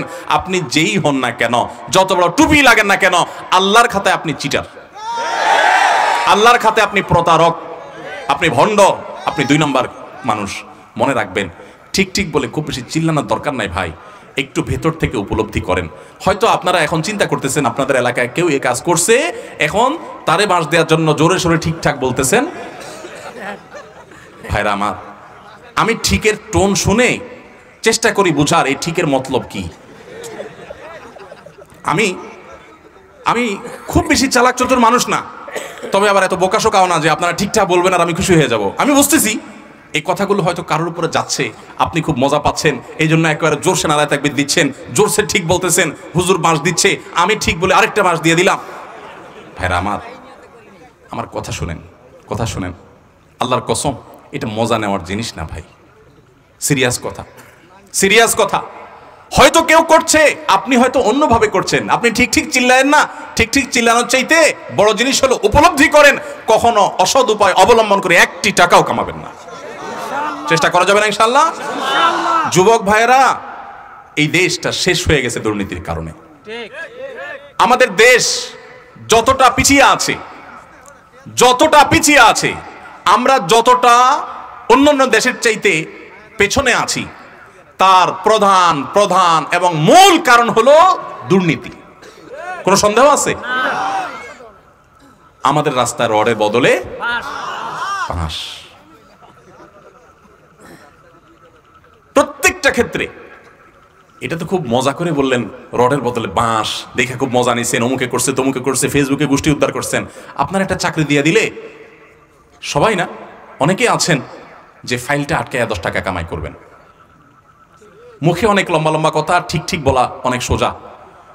এখানে ঠিক ঠিক বলার চাইতে গুরুত্বপূর্ণ হলো শপথ করেন যে আমাকে আল্লাহ যদি তৌফিক দান করে, চৌকিদারির চাকরি হোক আর রাষ্ট্রপতির চেয়ার হোক, যেখানেই থাকি না কেন, আমার জীবন যাবে, আমি অবৈধ উপার্জন করবো না ইনশাআল্লাহ। চেষ্টা করা যাবে না? এই দেশটাকে সোনার দেশ হিসেবে গড়ে তোলার জন্য আমাদের সৎ হতে হবে, ইসলাম চর্চা প্রত্যেকটা ক্ষেত্রে করতে হবে। মসজিদ ইসলাম চর্চা করলেন, গায়ে গোত্রে ইসলাম রাখলেন, টুপি লাগালেন না, আপনার জুব্বাব লাগালেন না, দাড়ি লাগালেন না, হজ আর উমরা করলেন, শুধু এর নাম ইসলাম না। ইসলামের অনেক গুরুত্বপূর্ণ একটা ফরজ বিধান হলো হালাল উপার্জন করা। 2 নম্বর পথে কামাই করবেন আর হাজি সাহেব সাজবেন। এই হাজিগিরির দাম মানুষের কাছে থাকতে পারে, আল্লাহর কাছে নাই। কথা কি বুঝাইতে পারছি আমি? এজন্য সংকল্প করেন অসৎ উপার্জন করবেন না। কিন্তু মুশকিল কি জানেন? আমার কথা শুনলে আপনার কপালে দুঃখ আছে। দুঃখ কি বলবো? দুঃখ হলো বিয়ে করার জন্য বউ পাবেন না। আরে বউ পাওয়া তো পরের কথা, নিজের মা বাপের কাছেও বিল পাবেন না। মা বাপও দেখবেন খুশি না, বলবে যে কি একটা ছেলে আমার, কি যে চাকরি করে। বলেন তো, পড়ালেন বলেন তো, হ্যাঁ হ্যাঁ, কি যে চাকরি করে, জামাটাও পাল্টাতে পারে নাই, কি যে চাকরি করে, বাড়িটাও করতে পারে নাই, কি যে চাকরি করে, কিছুই করতে পারে নাই। বাপ মাও বলবে, এলাকাবাসীও বলবে। এবং শুধু এটুকু বললে হয়তো, এক একটা আলপিন দিয়ে খোঁচা দিয়ে বলবে কি জানেন, এই যে অমুকের ছেলে এক লগে চাকরি করছে, কত কিছু করে ফেলছে, হ্যাঁ, বাড়ি 2 তলা জায়গা 3 তলা করে ফেলছে, শহরে জমি রাখছে, দোকান রাখছে, কত কিছু করছে, মাশাআল্লাহ কি সুন্দর চকচকা গায়েত করে চলে আসে। আর আমার ছেলেটা কি যে করে আল্লাহ জানে। আছে না নাই? ওই চাচা দেখবেন অনেক সময় সামনের কাতারে মুসল্লি, তসবিহ, ঠকাইস ঠকিস না, ঠকাইস ঠকিস না, তসবির দানা। উনি হয়তো সুবহানাল্লাহ সুবহানাল্লাহ পড়ে, কিন্তু আচরণ বলতেছে সুবহানাল্লাহ না, ঠকাইস, মানুষকে ঠকাইস, নিজে ঠকিস না। এই টাইপের তসবিহ আলা মানুষ আছে না নাই? ভাইরা আমার, আজকের মাহফিল থেকে যুবকরা একটু ওয়াদা করেন যে সৎ উপার্জন করব, হালাল উপার্জন করব ইনশাআল্লাহ। চেষ্টা করবেন তো ইনশাআল্লাহ? কিন্তু আমার এই কথা শুনলে কপালে দুঃখ আছে। আগে ভাগে বলে দেই দুঃখগুলা কি কি হইতে পারে। ওই যে বললাম বিয়ে করার জন্য মেয়ে পাবেন না, কারণ মেয়ের বাবারা বলবে সরকারি চাকরি করে কিনা, সরকারি চাকরি করলে চুরির টাকা আছে, আর না হলে নাই, ঘুষের টাকা আছে নাহলে নাই। এই জন্য মেয়ের বাবারা একটা চোর চায়, ছেলে চায় না। কি চায়? মেয়েটারে বিয়ে দিব ভাই, দেখেন তো একটা চোর পাওয়া যায় কিনা, সরকারি চাকরি করে কিনা। এটা তো বলে না, হাবভাব দ্বারা বোঝা যায়। আমি সরকারি চাকরি করলেই চোর এটা বলতেছি না, কিন্তু ভুল বুঝেন না। মানে মেয়ের বাবা সরকারি চাকরি ছাড়া চাকরি কেন দিবেন, আমি সেই কথা বলতেছি। সরকারি চাকরি করা হাজার লক্ষ বহু মানুষ আছেন, সৎ আছে না নাই, বহু মানুষ আছেন। কিন্তু আমি বলতেছি যে সরকারি চাকরি যদি ছোট্ট হয় তারপরেও মেয়ে দিবে, আর বেসরকারি চাকরি যদি বড় হয় তাও দিবে না। হয়তো এটার একটা কারণ এটাও যে সরকারি চাকরি এটা যায় না, এটা একটা গ্যারান্টি আছে। কিন্তু সাথে এটাও চিন্তা করতে হবে যে সরকারি চাকরির অনেক ক্ষেত্রে, সব ক্ষেত্রে না, অনেক ক্ষেত্রে চুরির সুযোগ আছে। তো আপনি সেটার চিন্তা করে যদি মেয়ের জামাই খোঁজেন, তাহলে আপনি তো ছেলে খুঁজতেছেন না, মেয়ের জন্য একটা চোর খুঁজতেছেন। আহা, আল্লাহ আমাদেরকে সততার সাথে জীবনযাপন করার তৌফিক দান করুন। শুনেন, এই যে ঠিক ঠিক বলতেছেন না আমার সাথে, এগুলোর জন্য পয়সা কড়িও লাগে না, মেরুদণ্ডে জোরও লাগে না। এই সস্তা ঠিক ঠিক বলা খুব সোজা। ওয়াজ মাহফিলে ঠিকও ঠিক বেঠিকও ঠিক। হুজুর মাইক দিয়া যায় বলে, পাবলিক হুদাই ঠিক ঠিক কয়। এই ঠিক ঠিকের চাইতে গুরুত্বপূর্ণ কি জানেন? এখানে বেশিরভাগই যুবক সংকল্প করেন যে আমি চ্যালেঞ্জ নেব। এটার জন্য মেরুদণ্ডে শক্তি লাগবে, মেরুদণ্ড সোজা করে দাঁড়াতে শিখতে হবে যে আমি সরকারি চাকরি যদি পাই, আমি দৃষ্টান্ত স্থাপন করবো। আলহামদুলিল্লাহ বহু সরকারি চাকরি আছেন সৎ, আমার পরিচিত বহু লোক আছে, কিন্তু আমি দৃষ্টান্ত স্থাপন করে যে আমি অসৎ হব না। এটার জন্য ওই যে তীর আসবে কোত্থেকে, মেয়ের বাপের তীর মারবে, বউয়ে তীর মারবে, বাপ মা তীর মারবে, এলাকাবাসী তীর মারবে। কি চাকরি করে? যখন বিদেশ যাই প্রবাসী ভাইরা বলে, হুজুর কি বলতাম, মনের দুঃখ, এত টাকা পয়সা পাঠাই তাও মা বাপের মন করতে পারি না। কয় কি যে বিদেশ করো বাবা, তোমার কত পরে গেছে অমুকের ছেলে, পুরো এলাকা কিনালেস, পুরো এলাকা। আহা, চাচারা বাবাজিরা কান খাড়া করে শুনেন, কিয়ামতের ময়দানে জাহান্নামে ওই ছেলেকে ফেলানোর আগে আপনাকে উপর করে ফেলানো হবে। কারণ আপনি আপনার ছেলেকে চুরি করতে বাধ্য করেছেন। ওই স্ত্রীকে আল্লাহ তাআলা আগে নিক্ষেপ করবেন যে স্ত্রী তার স্বামীকে চুরি করতে বাধ্য করেছে, কারণ তার অপরাধটা আগে হয়েছে। ভাইরা আমার, সৎ মানুষের কোনো দাম এই সমাজে নাই। রাস্তা দেখবেন অমুক ভাই তমুক ভাই, সালাম আলাইকুম সালাম আলাইকুম, তাই না? কিন্তু সৎ মানুষ 2 নম্বর পথে টাকা কামাই করে না। এলাকা, প্রত্যেকটা এলাকাতে কিন্তু কম বেশি সৎ মানুষ আছে। সরকারি বেসরকারি চাকরি করছেন বিভিন্ন ক্ষেত্রে সৎ আছে না বহু লোক? এলাকাবাসী কিন্তু চিনে কে সৎ কে অসৎ, তাই না? বেশিরভাগ ক্ষেত্রেই চিনে। এই সৎ মানুষদের কোনো দাম, আরে অন্য কোথাও তো দাম নাই, দাম নাই। এই যে মাহফিলের মঞ্চেও দাম নাই। সব দেখবেন চোর ডাকাতদেরকে দাম, ভালো মানুষের কোনো দাম নাই। কয়টা মাহফিল পাবেন যে একজন সৎ নেককার মানুষকে এনে সেখানে পুরস্কার দেওয়া হয়? আমার 24 তারিখে একটা প্রোগ্রাম আছে কসবায়। তো আমার এক বন্ধু একজন ডাক্তার, বিসিএস ডাক্তার, ওনার মাহফিল। আমি ওনাকে গতকালকে আমার অফিসে আসছিল, বলছিলাম যে ভাই বহু পুরস্কারই তো মাহফিলে দেই, আপনার এলাকাতে আমি একটা পুরস্কার দিব, সততার পুরস্কার, একটা না কিছু পুরস্কার আমার তরফ থেকে দেব। যে যুবকরা মা বাবার কথা শুনে এলাকায় কাউকে কষ্ট দেয় না, মাস্তানি গুন্ডামি বদমাইশি করে না, এরকম ভালো ছেলেদেরকে আনবেন স্টেজে, আমি একটু পুরস্কার দিব, ওদের কপালে একটু চুমু খাবো। কারণ সততার মূল্য এই সমাজে কেউ দেয় না। এই স্টেজ মসজিদের মিম্বর যদি না দেয় তো আল্লাহর জমিন থেকে সততা ধুয়ে মুছে চলে যাবে। মসজিদ কমিটিতেও দেখবেন যে সব চোর ডাকাত খুঁজে খুঁজে বাইর করে। আমি সবাইকে বলতেছি না, আবার ভুল বোঝেন না, বেশিরভাগ আমি সেটা বলছি। কয়টা মসজিদে আপনারা দেখেন যে মসজিদ কমিটিতে ভালো ভালো মানুষগুলোকে, যে এলাকার সবচেয়ে সৎ, সবচেয়ে ভালো মানুষ, সত্য কথা বলে, ধানাই পানাই করে না, 2 নম্বরই করে না, এই মানুষগুলোকে খুঁজে খুঁজে এনে মসজিদে দায়িত্ব, কয়টা মসজিদে দেওয়া হয় বলেন তো? নাই। কারণ আমরা সবাই চাই, আমরা হুজুররাও চাই যে মসজিদটা চকচক করুক, আমার কমিটির লোকজন চোর ডাকাত যাই হোক মসজিদ যেন চকচক করে। এটা কি ইসলাম? এটা ইসলাম না। আমার মাহফিলের চকচকের চাইতে গুরুত্বপূর্ণ হলো আমরা যেন সৎ হতে পারি। তো সৎ হতে হলে অনেক ঝামেলা আছে। যুবক ভাইরা, এখন আপনারা সিদ্ধান্ত নেন কে কে সৎ থাকবেন আর কে কে অসৎ থাকবেন। অসৎ থাকলে সুবিধা আছে কি? সুবিধা আছে যে সবাই বাহবা দিবে, সবাই বলবে সফল মানুষের গল্প শোনাও, টেলিভিশন চ্যানেল ডাক দিয়ে নিবে আর টকশোতে বলবে যে আপনি ঢাকা শহরে এসেছেন, লঞ্চের ভাড়াও আপনার কাছে ছিল না, আপনি কিভাবে এত সম্পদের মালিক হয়েছেন বলেন তো। সাক্ষাৎকার নেবে, তাই না? এবং মানুষকে বলবে সফল মানুষের গল্প। এদের সবাই যে খারাপ মানুষ আমি বলছি না, কিন্তু আপনি 2 নম্বর পথে কামাই করে লাল হয়ে গেছেন, সবাই বলবে মাশাআল্লাহ মাশাআল্লাহ, দেখছেন মাত্র কয়েক বছর গেছে, বিদেশ গেছে, দেখছো সব লাল হয়ে গেছে, কোত্থেকে মালিকের টাকা মেরে আনছে সেটা দেখবে না মানুষ। সবাই এরকম না, কিন্তু বেশিরভাগই যারা অল্প সময় আঙ্গুল ফুলে কলা গাছ হয় বেশিরভাগই এরকম। তো এখন অসৎ হলে সুবিধা আছে যে সবাই সফল মানুষের গল্প শুনবে, সবাই বাহবা দিবে, কিন্তু সৎ মানুষ হলে কেউ দাম দিবে না। এখন সৎ হবেন না অসৎ হবেন? তাও সৎ হবেন। আল্লাহ আপনি আমাদের নিয়তগুলোকে কবুল করে নিন। আল্লাহ আমাদের মেরুদণ্ডগুলোকে শক্ত করার তৌফিক দান করুন। অসৎ হওয়ার জন্য যোগ্যতা লাগে না, অসৎ হওয়ার জন্য যোগ্যতা, চোর হওয়ার জন্য যোগ্যতা লাগে না, সৎ হওয়ার জন্য যোগ্যতা লাগে। সৎ হওয়ার জন্য মেরুদণ্ড শক্ত থাকতে হয়, হিম্মত থাকতে হয়, সৎসাহস থাকতে হয়। বাবাকে বলতে হয় বাবা আমি চুরি করব না। তুমি অসন্তুষ্ট থাকতে পারো বাবা, আমি 2 নম্বর জিনিস তোমাকে খাওয়াবো না। আমাকে অন্যদের উদাহরণ দিবা না, আমাকে সৎ মানুষের উদাহরণ দাও। যুবকরা বলা যাবে না বাবাকে ইনশাআল্লাহ? বেয়াদবি করা ছাড়া সুন্দর ভাই বলা যাবে না। আমি এই জন্য বলি, বিয়ের আগে বউরে বলে দিবেন, শোনো বউ আমি কিন্তু বড় তেড়া যুবক, আমি কিন্তু 2 নম্বর পথে কামাই করব না। অতএব অন্য মানুষদের বউদের মতো সকাল বিকাল শাড়ি পাল্টাবা আর 3 পিস পাল্টাবা, মার্কেটে যায় কেনার পরে বলবা শুধু কার্ডের ঘষা দেন আর বিল দেওয়া হয়ে যাবে, এগুলো কিন্তু আমার দ্বারা হবে না। আমি কিন্তু হালাল খোর, আমি হারাম খোর না। বলা যাবে না ইনশাআল্লাহ? হবু বউরে বলে দিতে পারবেন না? বেশিরভাগ ক্ষেত্রে দেখবেন ওই মেয়ে বলবে আব্বু না সমস্যা আছে ছেলের, কারণ তার দরকার কি? একটা চোর, তার দরকার একটা চোর, তার দরকার একটা ঘুষখোর, তার দরকার একটা দুর্নীতিবাজ, তার দরকার একটা টিন চোর, তার দরকার একটা গম চোর।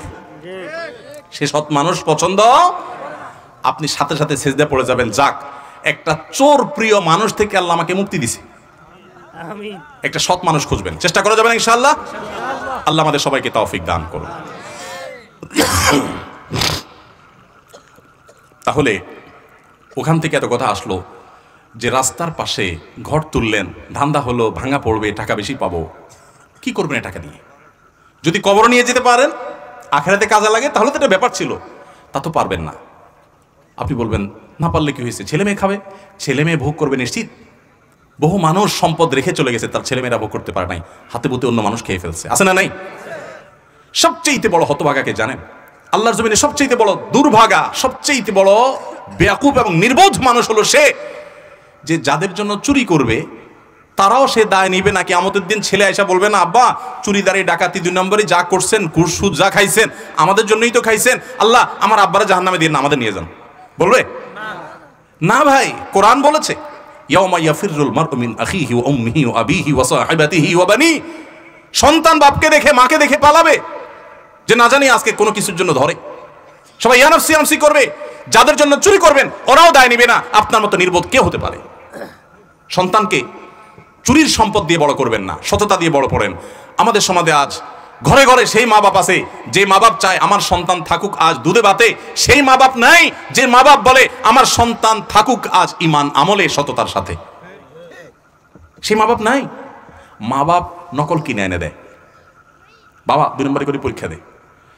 আমার ছেলে পরীক্ষা দিবে, তো তার কোনো টিচার, সব টিচার তো আর একরকম হয় না, বলে যে তুমি কি পরীক্ষা দাও বলো তো বাবা, তুমি ডানে বামে কিছু তোমার আশেপাশে মানুষ আছে বলে মনে হয় না, এটা কি, তুমি কি ধরনের পরীক্ষা, একটু খেয়াল রাখো, ডানে আশেপাশে একটু খেয়াল রাখতে হয়।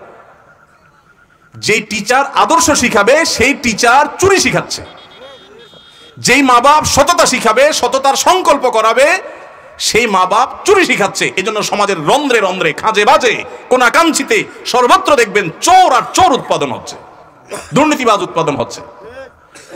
আমাদের ছেলেবেলা তো বেশি দিন আগের না, এখানে বাবাজিরা যারা আরো বয়স্ক আছেন আপনারা দেখেছেন আপনাদের ছেলেবেলায় বাপ মারা ছেলে মেয়েদেরকে সততা শিখাইতো, ঠিক না ঠিক? একটা মিথ্যা কথা বললে 10টা বাড়াই দিত, শাসন করতো। আর এখন পরীক্ষার রেজাল্ট তুমি ভালো করো বাবা, নকল করে করছো না কাটটা দেখে করছো আমার দেখা দেখি দরকার না, আমার দরকার রেজাল্ট, দিন শেষে আমি পয়সা চাই, আমি পয়সার পাগল, ঠিক না ঠিক? রেজাল্ট ভালো মানে পয়সা, কেরিয়ার ভালো হবে, এই তো ভাব। আল্লাহ তাআলা আমাদের সবাইকে সৎ হওয়ার তৌফিক দান করুন। ঘরে ঘরে সততা চর্চা করবে। সততার লাভ কি জানেন? নগদ লাভ হলো মানসিক শান্তি।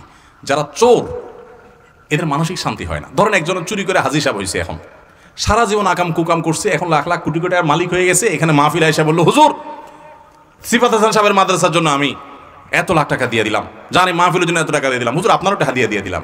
আমি খুশির চোটে বললাম, আল্লাহ আপনি হাজী সাহেবরে কবুল করেন, আল্লাহ হাজী সাহেবের জান্নাতের একেবারে জান্নাত পার করে জাহান্নামে পৌঁছায় দেন। আমি হয়তো অনেক লম্বা লম্বা দোয়াও করে দিব, আপনারাও বলবেন নারায়ে তাকবীর, সুবহানাল্লাহ, বলেন মাশাআল্লাহ, আলহামদুলিল্লাহ, কিন্তু আল্লাহর ফেরেশতা বলবেন তুই চোর। তুমি মানুষের চোখে ধুলো দিতে পারো, বাট তুমি দিন শেষে মানুষের রক্ত চুষে এই টাকা এনে এখানে ঢালছো, এটাতে মানুষকে খুশি করতে পারো, আল্লাহ খুশি হবেন না? আল্লাহ খুশি হবেন যখন এই টাকার মালিকের কাছে টাকা ফেরত দিবা। আজকে আমার অফিসে এক লোক আসছে, আইসা বলে, হুজুর দুবাইতে এক চিটার, সে আমার কয়েক কোটি টাকা মেরে দিছে। তো আমি তারে খুঁজতে গেছি দুবাইতে, তো সে আমাকে মক্কার মিকাত থেকে ভিডিও কল দিছে, দিয়া তার এহরাম পরা ভিডিও দেখাচ্ছে সে ওমরা করতে গেছে। অর্থাৎ বুঝাইতেছে তুমি আমার দুবাই খুঁজে লাভ নাই, চান্দু আমি মক্কায়। তো সে ভিডিও কল দিয়ে দেখাইতেছে। তো আমার বলতেছে, হুজুর আমার একটু বুঝান, এই লোকটা ওমরা করতে গেছে কি দুঃখে, সে আমার মতো এরকম বহু মানুষের টাকা মেরে নিয়ে গেছে। সে দেখাইতেছে, দেখো তুমি আমার পিছনে লাগে লাভ না, আমি কিন্তু আল্লাহর ঘরে আছি। আমাদের চিটারি বাটপারি এই লেভেলে চলে গেছে যে হিতাহিত জ্ঞান পর্যন্ত হারিয়ে গেছে। সততার সাথে চলবো তো ইনশাআল্লাহ। সততার সাথে চলার লাভের কথা বলতেছিলাম। লাভটা কি জানেন? মানসিক শান্তি। ওই যেটা বলতেছিলাম যে হাজী সাহেব আইসা টাকা দিল, পয়সা দিল, হাজী সাহেব চুরি ডাকাতি করে এগুলো কামাইছে। আমরা সবাই নারায়ে তাকবীর মারহাবা দিলাম। হাজী সাহেবের পোলাপাইন ভাব চক্কর নিয়ে রাস্তাঘাটে চললো, গায়ে নিয়ে চকচকা ঘুরলো, ইউ ভাব জাহির করলো। মাগার হাজী সাহেব নিজের মনের ভিতরে উনি জানেন উনি একটা চোর, উনি জানেন উনি একজন রক্তচোষা, উনি একজন দুর্নীতিবাজ, বহু মানুষের চোখের পানি ফেলে টাকা উপার্জন করে আজকে তিনি এটা কামাই করে এই জায়গায় এসেছেন। ওনার ছেলে মেয়ে নাতিপুতিতে এগুলো বুঝবে না, সবাই তো খুব ভাবসাব জাহির করবে, আমরা হুজুররা বলবো নারায়ে তাকবীর, সুবহানাল্লাহ, আলহামদুলিল্লাহ, কিন্তু উনি দিন শেষে জানেন উনি একটা চোর। তো এই যে অপরাধ বোধের অদৃশ্য দাহন, অপরাধ বোধের অদৃশ্য জ্বালা, এটা কিন্তু খুব ডেঞ্জারাস জিনিস। সবাই আপনাকে নারায়ে তাকবীর দিচ্ছে, বাট আপনি বুঝতেছেন এই সব টাকা তো চোরের টাকা, তাহলে আপনার মনে কোনোদিন শান্তি আসতে পারে না। আপনি মুখে হাসবেন কিন্তু ভিতরে জ্বালা থাকবে যে আসলে এগুলো তো আমার না। অসৎ উপায়ে টাকা কামাই করবেন, দুনিয়াতেই অশান্তি ভোগ করবেন। আর সৎ উপায়ে টাকা কামাই করবেন, হয়তো মানুষ একটু দাম টাম দিবে না, কিন্তু মনের দিক থেকে আপনি সুখে থাকবেন। নবী সাল্লাল্লাহু আলাইহি ওয়াসাল্লাম এটাই বলেছেন, লাইসাল গিনা বিকাসরাতিল আরদ ওয়ালাকিন্নাল গিনা গিনান নাফস। অনেক সম্পদের মালিক হওয়ার নাম সচ্ছলতা নয়, আসল সচ্ছলতা হলো মনের সচ্ছলতা। আপনার মন যখন বলবে যে আলহামদুলিল্লাহ আমি তো 2 নম্বর কোনো টাকা কামাই করি নাই, কারণ হক কোনোদিন মারি নাই, আলহামদুলিল্লাহ আল্লাহ তোমার বাঁচাইছে, তখন অল্পের মধ্যে আপনার শান্তি লাগবে। আর অনেক আছে নিঃশ্বাস ফেলতে পারবেন না। আমার কাছে এক হাজী সাহেব বহু আগে, মনে হয় 19-20 বছর আগে, আরো বেশি হতে পারে, আমি প্রথম যখন ইমামতি করি, আমার কাছে এক হাজী সাহেব এসে বলে, হুজুর আমার জমি জমাগুলো সব মসজিদ মাদ্রাসা করতে। উনি একটা জমি আমাকেও মসজিদ করার জন্য, মাদ্রাসা করার জন্য দিয়েছিলেন, আমি এটা করতে পারি না, সময় পাই না, আরেকজনকে বলছি দিতে।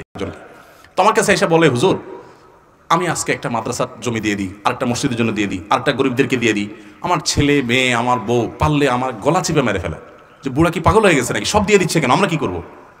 তো আমি বললাম ঠিকই তো, আমি তো ছেলেদের পক্ষে, ইসলাম তো বলেনি আপনারা সব এভাবে দিয়ে দিতে, তারা কি মানুষের কাছে হাত পাতবে নাকি, তাদের জন্য রেখে যেতে বলছে ইসলাম, আপনি কেন সব দিয়ে দিচ্ছেন, কিছু দেন কিছু রাখেন।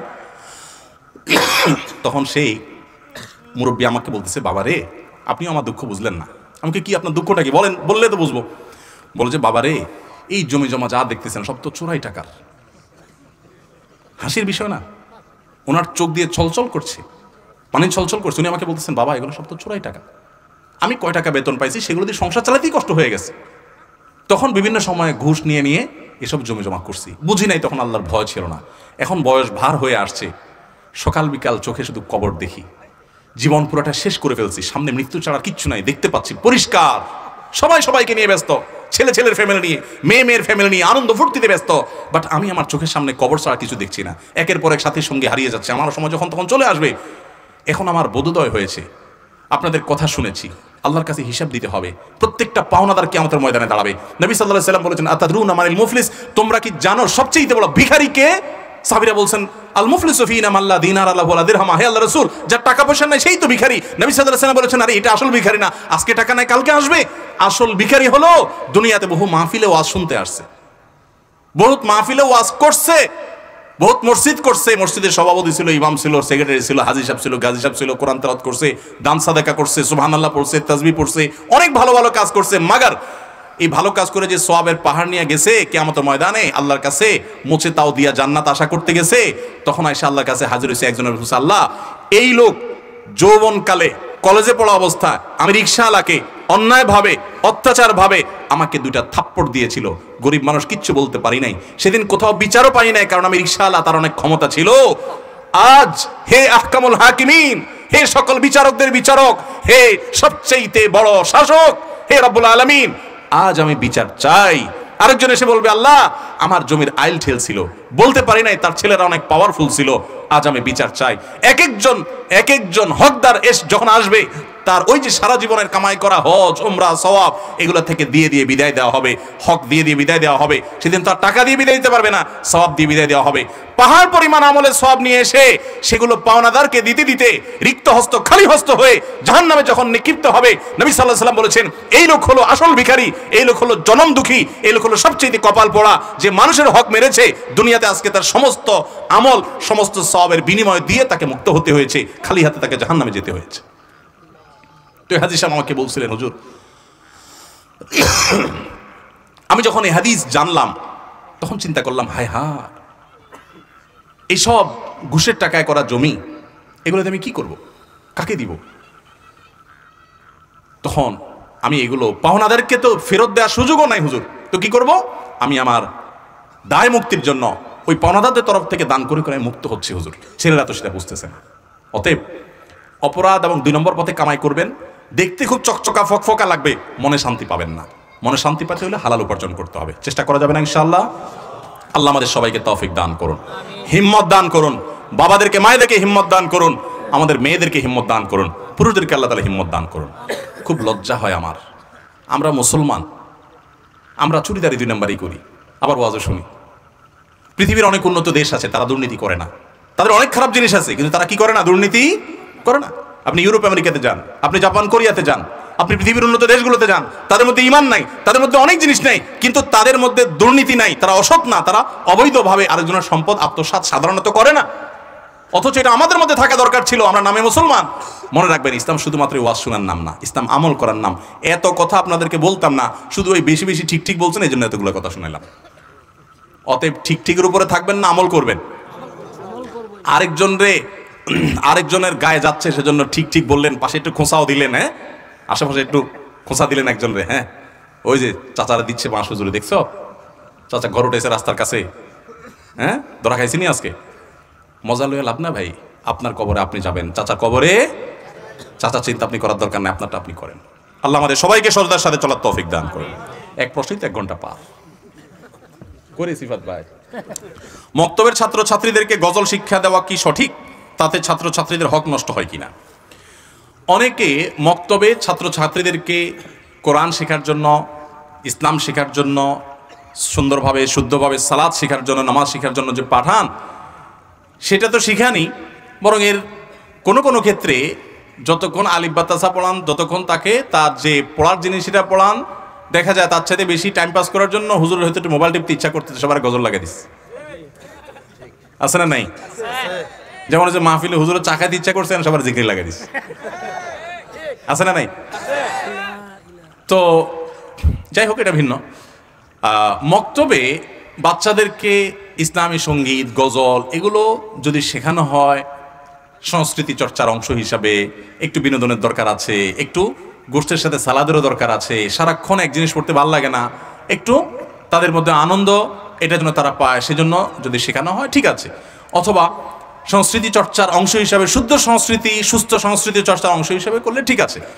তবে যদি তার মূল পড়াশোনা বাদ দিয়ে বা মূল পড়াশোনার ক্ষতি করে বেশিরভাগ শুধু এটার পিছনেই পড়ে থাকে, তাহলে অবশ্যই বাচ্চার প্রতি অবিচার করা হলো।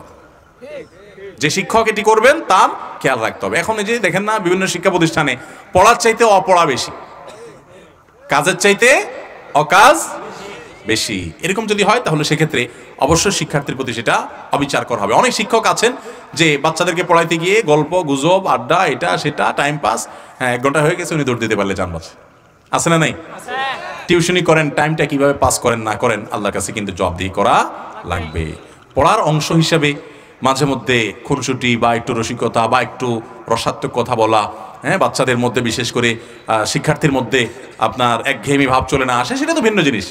কিন্তু অনেক টিচার আছেন, অনেক শিক্ষক আছেন যে পড়াতে গিয়ে তিনি কিভাবে টাইম পাস করবেন সেই ধান্দায় থাকেন, তাই না? তো এগুলো করলে কিন্তু আল্লাহর কাছে দায়ী থাকতে হবে। আমরা ইমানদার হিসাবে প্রত্যেকটা মানুষকে মনে রাখতে হবে আমার প্রতিটা নড়াচড়া কথাবার্তার হিসাব আল্লাহর কাছে দেওয়া লাগবে। অতএব আমি এমন কিছু না করি যে কিয়ামতের ময়দানে আমাকে আসামের কাঠগড়ায় দাঁড় করাতে, মানুষের হক যেন নষ্ট না হয়। ভাই থাকুক আজকে, জাযাকাল্লাহ খাইর। ভাই যে প্রশ্নগুলো আছে এই প্রশ্নগুলো আমি নিয়ে যাচ্ছি, এগুলোর উত্তর ইনশাআল্লাহ আমরা পরবর্তী কোনো প্রোগ্রামে অথবা আমাদের লাইভ অনুষ্ঠানে দিয়ে দিব। আল্লাহ চাহেন তো।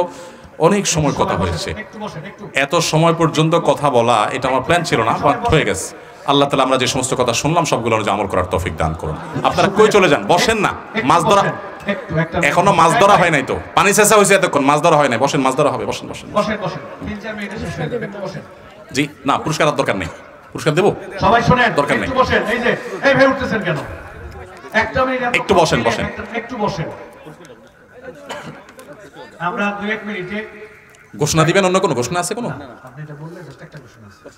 ঘোষণা থেকে আজকে আমি তরুণ যারা আছেন অথবা যে কোনো বয়সের যারা আছেন, আপনারা কে কি নিয়ত করেছেন আজকের আলোচনা থেকে আমি এটা শিখলাম, এখন থেকে আমি এটা করব, ওই কাজটা আর করবো না, এরকম কোনো ভালো নিয়ত করছেন বা খারাপ কাজ ছাড়ার নিয়ত করছেন, এরকম থাকলে একটু জলদি হাত তোলেন। আপনি দাঁড়ান, একটা একটা করে শেষ করি। হ্যাঁ, আপনি কি নিয়ত করছেন? হ্যাঁ, মাশাআল্লাহ। আপনি এটা কোথা থেকে শিখলেন? আজকে আলোচনার কোন পয়েন্ট থেকে এটা শিখছেন? বিশেষ করে আল্লাহ আমাদেরকে বাকশক্তি দিয়েছেন, এতদিন কথা বলতেছি মুখ দিয়া, কিন্তু আল্লাহ শুকর একবার আদায় করি নাই। এই জন্য প্রত্যেকটা অঙ্গ প্রত্যঙ্গের ব্যবহারের জন্য আল্লাহ শুকরিয়া আদায় করবো, সবসময় আল্লাহর কৃতজ্ঞতা আদায় করবো। মাশাআল্লাহ। আসেন, আর কে আছেন? পিছনে কি যেন হাত তুলছেন? হ্যাঁ দাঁড়ান, বলেন আপনি কি নিয়ত করছেন? জোরে। এখন কি করেন আপনি? ব্যবসাও করেন, চাকরিও করেন, একটার ফাঁকি ঝুঁকি দিয়ে আরেকটা করেন, সব ঠিক রাখেন। মাশাআল্লাহ। ওই যে একজন আলেম, এলাকার আলেম সাক্ষী দিয়েছেন আপনাকে ভালো বলে, আল্লাহ আপনাকে আরো ভালো হওয়ার তৌফিক দান করো।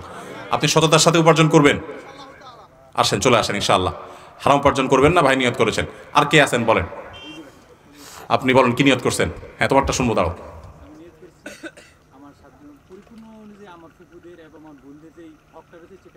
মাশাআল্লাহ মাশাআল্লাহ। আমার এই ভাই নিয়ত করেছেন তার বোন এবং ফুফুদের যে হক আছে, হ্যাঁ, দাদার সম্পদে ফুফুদের হক আর বাবা মায়ের সম্পদে বোনের হক, এগুলো উনি হিসেব করে কোরআন যতটুকু দিতে বলছে হিসেব করে দিয়ে দিবেন। পাক্কা নিয়ত করছেন তো?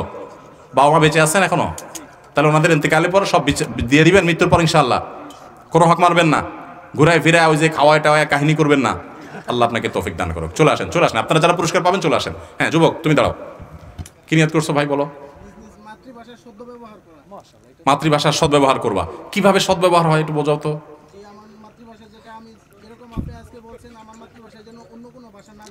আমি আমার মাতৃভাষা চর্চা করতে হীনমন্যতায় ভুগবো না, আমি আমার মাতৃভাষা চর্চা করতে আমার ভিতরে লজ্জা বোধ হবে না, সংকোচ বোধ হবে না, আমি গর্বের সাথে আমার মাতৃভাষা চর্চা করব।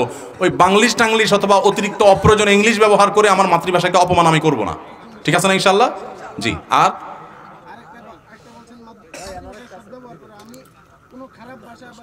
মানে মুখে গালিগালাজ করে খারাপ কিছু লিখে ভাষার অপব্যবহার করব না, ভাষাকে সঠিক কাজে ব্যবহার করব। মাশাআল্লাহ মাশাআল্লাহ, চমৎকার নিয়ত। চলে আসো যুবক, চলে আসো। জি, চারজন না? চারটা, পাঁচটা। আরেকজন হবে, আরেকজনকে দিতে পারো পুরস্কার। আমাদের একজন মুরব্বী নিব আমরা। একজন মুরব্বী থেকে শুনতে চাই। সব যুবকরাই সব আগে যাবে, মুরব্বীরা যাবে না? আমাদের মনির কাকাই বলেন। আসসালামু আলাইকুম ওয়া রাহমাতুল্লাহ। ওয়ালাইকুম আসসালাম ওয়া রাহমাতুল্লাহ। আজকে এই দিনী আলোচনা থেকে আমার শিক্ষার আমি যেটুকু শিক্ষা নিয়েছি সেটি হলো যে সর্বদা হকের পথে চলার চেষ্টা করব। একটু ব্যাখ্যা করুন তো, কি হকের পথ? হকের পথে বলতে আমার জানা সত্ত্বে কারো হক নষ্ট করবেন না। মাশাআল্লাহ মাশাআল্লাহ। চলে আসেন ভাই, একটু বসেন, আপনারা চলে গেলে হবে না তো। ভাই পুরস্কারটা দেই আমরা, 1-2 মিনিট সবর করেন। জলদি আসেন। আসেন মঞ্চে আসেন। সিফাত ভাই কই দিয়ে দেন। মঞ্চে আসেন, সাইকেল কাছ থেকে পুরস্কার গ্রহণ করবেন। আসেন, নাহলে ওখান থেকে দিয়ে দেন। জি কই? ঠিক আছে, আসছে জি, ওনাকে আমার লেখা রমাদান প্ল্যানার এবছর রমাদান প্ল্যানার অন্যান্য বছর মধ্যে আমরা ছেপেছি রমাদান প্ল্যানার অনেক হাদিয়া। রমাদান কিভাবে সুন্দরভাবে কাটাবেন তার একটা পরিকল্পনা। কই এরপরে কই বাকিরা কোথায়? চলে আসেন।